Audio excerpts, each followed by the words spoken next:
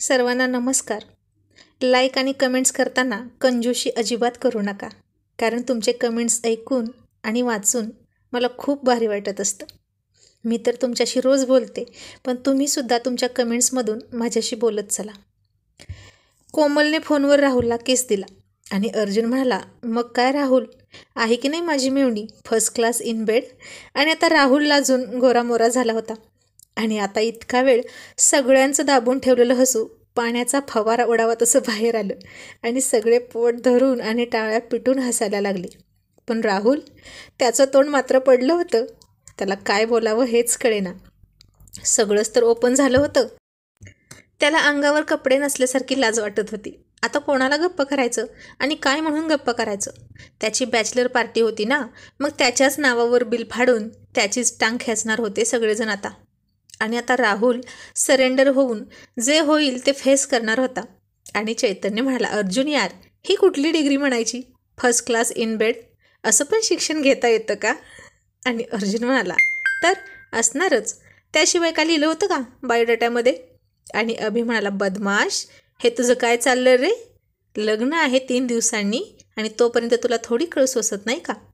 आणि अर्जुन म्हणाला, अरे कशी सोसल कळ त्याला, त्याची कळ मारणारी अजून आली नाही ना घरात.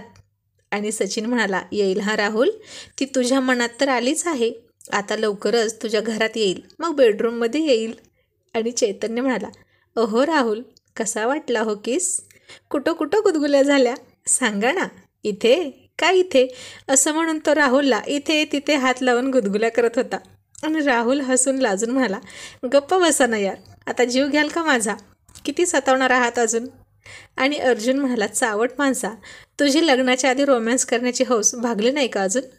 कॉलेजमध्ये कशी एकीने तुझी कळ मारली होती हे पाहिलंस ना, तरी अजून वळवळ करतोस. तसा राहुल वरमला आणि अर्जुन रागावण्याचं नाटक करत म्हणाला, अजून काय काय मागितलं तू तिला मला सांग, किती हलकट आहेस रे तू. आणि त्या दिवशीसुद्धा माझ्या घरी जेव्हा तुम्ही दोघं बेडरूममध्ये होता, तेव्हासुद्धा तू काहीतरी केलंच असणार नक्कीच. तू नालायक आहेसच. आणि आता तर मला खात्री आहे की तू कन्फर्म नालायक आहेस. आणि राहुल म्हणाला, अरे यार नाही अर्जुन. आणि अर्जुन म्हणाला, माझा तुझ्यावर अजिबात विश्वास नाही, आणि आता हे सगळं ऐकून तर कसलाच नाही. आणि सचिन म्हणाला, साल्या, किस मागतोस तू, तेही फोनवर, आणि लग्नाच्या आधी, तुला शोभतं का. आणि अर्जुन म्हणाला, थांब, आता हे तुझ्या वहिनीलाच सांगतो, तिचा फार विश्वास होता ना तिच्या भोवळ्या राहुल भाऊजींवर, आता हे ऐकून तिला काय वाटेल ते बघायचं आहे मला. आणि राहुल गयावया करत म्हणाला, अर्जुन नको यार प्लीज, पुन्हा नाही असं करणार. आणि मग अर्जुन हसू दाबत त्याला ब्लॅकमेल करून म्हणाला, मग सांग त्या दिवशी बेडरूममध्ये काय काय केलं. आणि राहुल लाजत लाजत म्हणाला, फक्त मिठी मारली आणि हातात हात घेतला. आणि त्याला रट्टा मारत अर्जुन म्हणाला, बघितलं का अभि, अरे हळूहळू हे बेनं सगळं कबूल करायला लागलं आहे, आधी तर नाहीच काही केलं असंच म्हणत होता, आणि आता बघ कसा पोपटासारखा बोलतोय. आता राहुलची अवस्था पुरता कात्रीत सापडलेल्या सुपारीसारखी झाली होती. बोलावं तरी पंचायत आणि नाही बोलावं तरी पंचायत. आणि अर्जुन सचिनला डोळा मारत म्हणाला, मला तर जरा वेगळीच शंका येते. आणि सचिन आश्चर्य व्यक्त करत लगेच मागे मागे म्हणाला, कसली रे.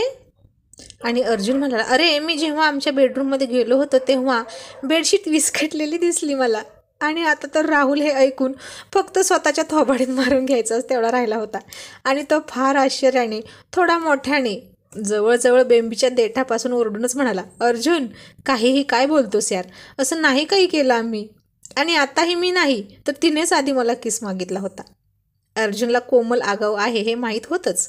आणि अर्जुन म्हणाला, मग तू दिलास. आता राहुल सरेंडर होऊन कबुली देणाऱ्या भुरट्या चोरासारखा सगळं सांगत होता. आणि सगळे खुदू खुदू फिदी फिदी हसत होते. आणि राहुल ओशाळून अपराधी वाटून म्हणाला, आता तिनं मागितला आणि मग मी तिला दिला किस, मग मी पण मागितला आणि ती नखरे करायला लागली. आणि सचिन म्हणाला, मग तू काय केलंस. मग राहुल म्हणाला, काय करणार, इतक्या लांबून काय करू, रागावून फोन ठेवून दिला. आणि अर्जुन म्हणाला, हे तरी तू खरं बोलतोयस ना. आणि राहुल म्हणाला, आई शपथ खरं बोलतोय. आणि अर्जुन म्हणाला, आता तू यातून काय शिकलंस सांग बरं. आणि राहुल म्हणाला, काय. मग अर्जुन म्हणाला, तुझ्या कोमल मॅडमना तुला आत्तापासूनच त्यांच्या तालावर नाचवायचं आहे. म्हणून त्यांनी आधी जाळं टाकलं आणि त्याच काठावर बसून मजा बघत बसल्या तुझी.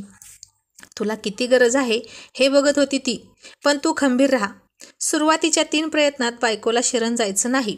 ती रुसेल, फुगेल, हट्ट करेल, सौंदर्याचं जाळं टाकेल, तुला दूरही ढकलेल, पण लगेच माकडासारख्या उड्या मारत तिच्या मागे मागे फिरायचं नाही. दूर तर दूर राहायचं. थोडा संयम ठेवला की आपोआप ती जवळ येते की नाही बघ. हो की नाही रे सचिन? आणि अर्जुनचं बोलणं फार ध्यान देऊन ऐकणारा सचिन पटकन हो म्हणाला आणि सगळे त्यालाच हसायला लागले. आणि अभि म्हणाला, सचिन तुलाही असाच अनुभव आला का रे? आणि सचिन डोकं खाजवत म्हणाला, आता घरोघरी मातीच्या चुली. जिथे नर आणि नारी एकत्र असतील तिथं असे रोमॅन्स होतातच की. पण हा एक रोमॅन्सचा भाग आहे बरं का. सचिन असं म्हणाला आणि अभि म्हणाला, बाप रे सचिन, तुला बघून असं वाटत नाही रे की तू पूर्वीचाच सचिन आहेस. तुझ्यात खूप बदल झालाय हा. आणि सचिन म्हणाला, आता 24 तास कोणाच्या संगतीत आहे मी? हे आपले आहेत की महागुरू. असं अर्जुनच्या खांद्यावर हात टाकून म्हणाला आणि सगळे हसले आणि म्हणाले, ते बाकी खरं आहे हा. अर्जुनला इतका एक्सपिरियन्स कुठून आलाय काय माहीत. आपल्या माहितीप्रमाणे हे तर त्याचं पहिलंच लग्न आणि पहिलं प्रेम. आणि अर्जुन म्हणाला, गदड्यांनो, आता माझ्या लग्नाला 3 वर्षे होत आली. आता सोडा मला आणि इकडे बघ राहुल. असं म्हणून पुन्हा राहुलला टिप्स देऊ लागला. प्रत्येक लग्न झालेल्या पुरुषाला याचा सामना करावाच लागतो. ती रुचली फुगली तरी कुठेही जात नाही, पण प्रत्येक बाबतीत आपणच वरचढ व्हायचं. ती 1 पट हट्टी तर आपण 10 पट हट्ट करायचा, म्हणजे ती पुन्हा बोलणारच नाही. आणि मग बायको आपोआप नांगी टाकते की नाही बघ. मग आयुष्यभर न कुरकुर करता संसार करते की नाही बघ, बघच तू. आणि राहुल फार लक्ष देऊन अर्जुनचे सल्ले ऐकत होता. तो या बाबतीत त्यांचा महागुरू होता ना, कारण त्यानं त्याच्या बायकोला सुद्धा त्याचा असाच हिसका दाखवून वटणीवर आणली होती. आणि आता कशी सुतासारखी अगदी सरळ, लोण्यासारखी मऊसूत होऊन खडी साखरेसारखी गोडगोड संसार करत होती.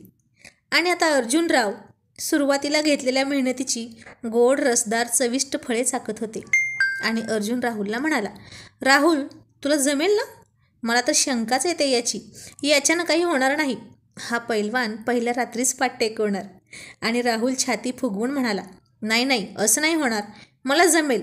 आता बघच तू कोण कोणाला वरचढ ठरते ते. आणि आता त्यांची ऑर्डर आली. सगळे जेवत होते, पण आपण मागवलेला मेनू आता न आवडता सगळं लक्ष समोरच्या ताटात काय आहे याकडे होतं. आणि चैतन्य हावरटपणा करत राहुलच्या ताटातलं उचलायला गेला. तसा अर्जुन हसून म्हणाला, चैतन्य, आपल्या ताटात आहे तेच खाऊ माणसानं, उगाच शेजारच्या ताटाकडे पाहू नये. आणि चैतन्य काहीही न कळून म्हणाला, त्यात काय होतंय, मित्रच आहे की तो माझा, त्याचं खाल्लं तर काय झालं, हवं तर त्यानंही खाऊ दे माझं. आणि अर्जुन नुसता हसला. भोळा रे चैतन्य, असं म्हणून गप्प बसला.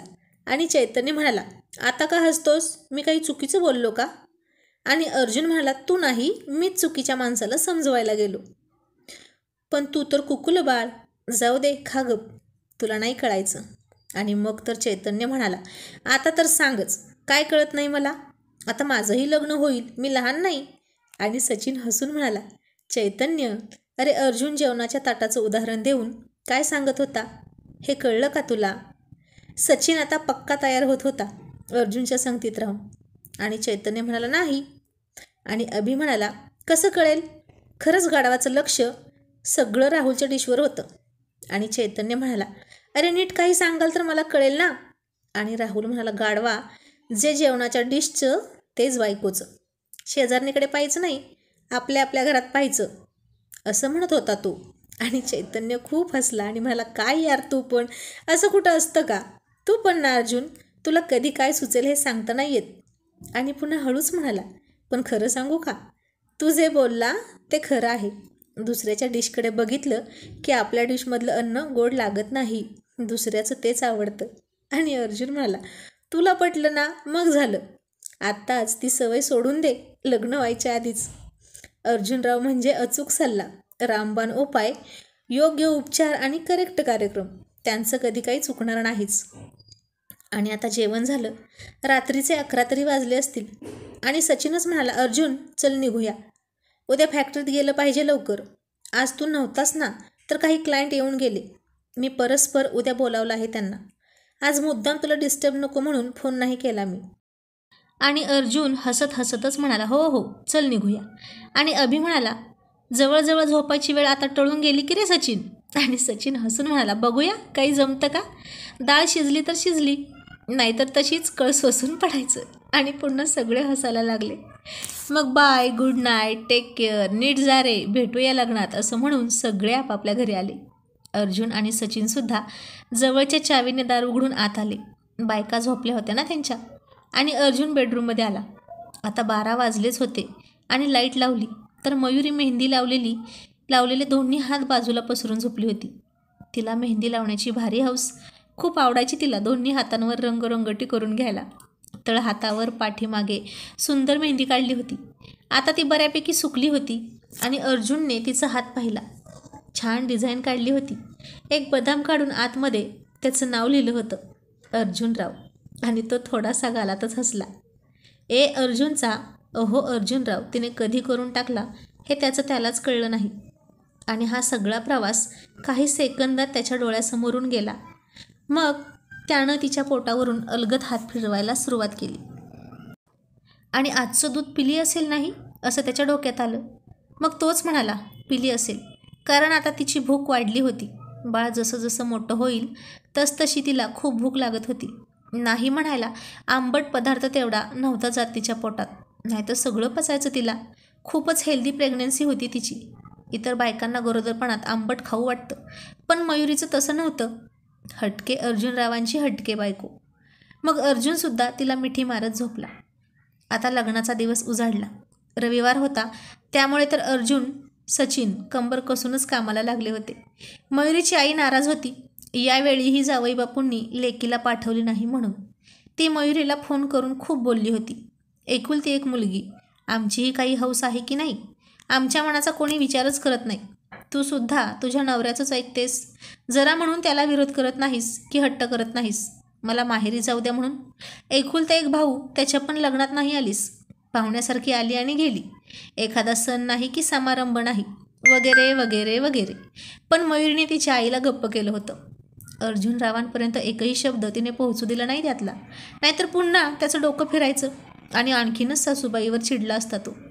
आता सगळे हॉलवर आले होते. लग्नाचा हॉल छान सजवला होता. लग्न राहुलच्या घरचे करणार होते. बागायतदार मंडळी, गावातलं प्रतिष्ठित घराणं, त्यामुळे त्यांच्या प्रतिष्ठेला शोभेल असाच लग्नाचा बार उडणार होता. अर्जुन दोन्हीकडच्या जवळचा होता, त्यामुळे त्याची जरा जास्त दगदग चालली होती. पायाला भिंगरी लागल्यासारखा तो फिरत होता.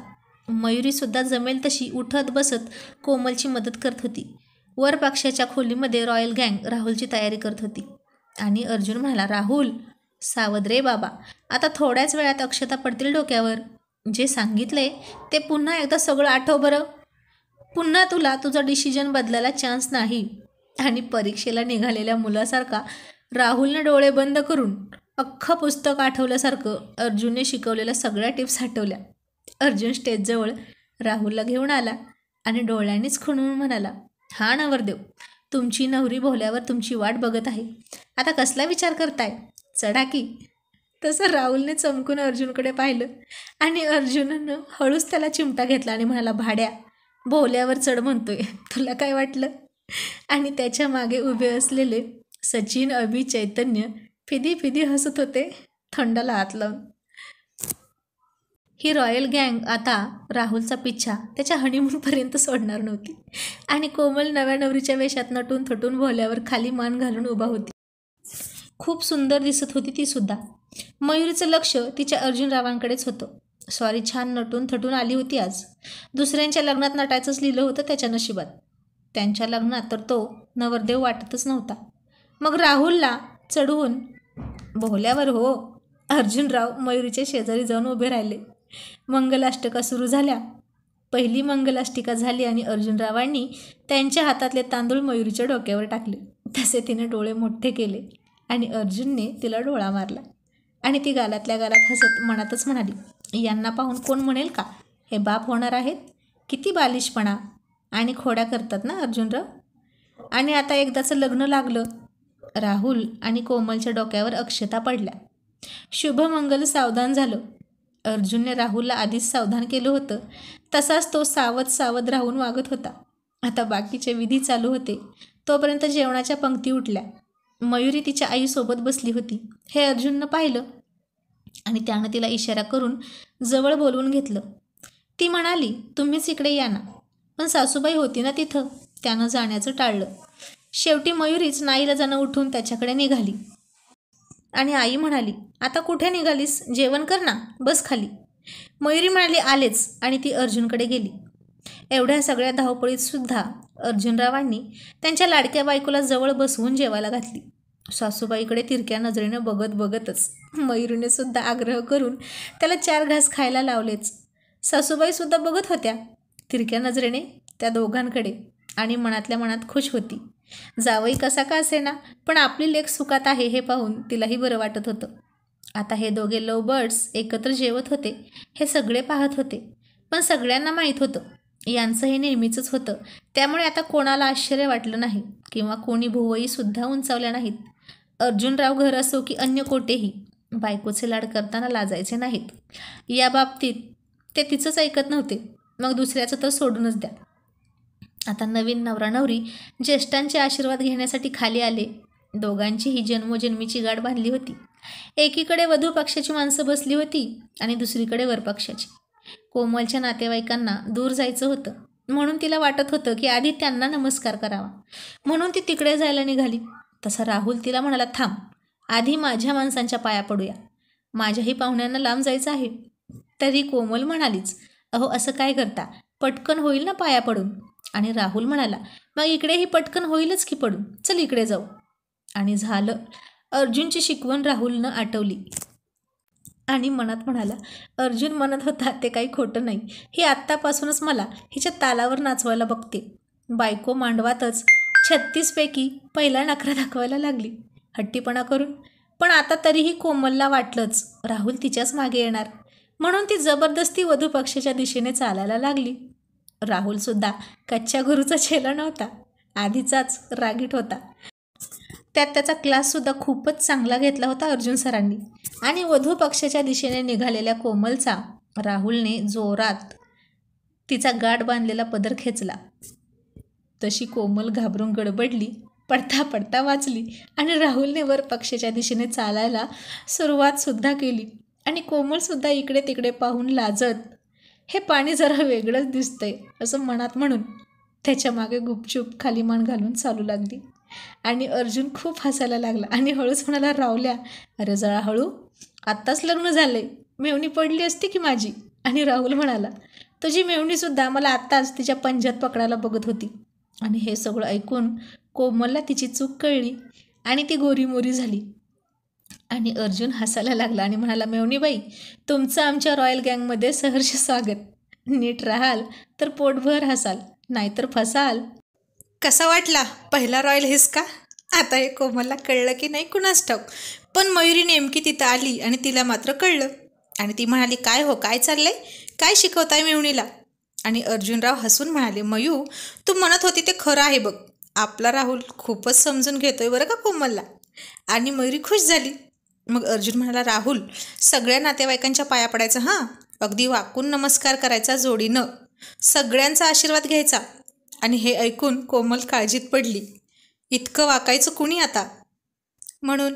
आणि राहुल हसूनच त्याला डोळा मारत म्हणाला, अर्जुन ये, सुरुवात तुझ्यापासूनच करतो. त्याचे सगळे रॉयल गँग मेंबर्स पुन्हा फिदी करून हसायला लागले. कथा आवडल्यास लाईक करा, शेअर करा आणि कमेंट्स करा.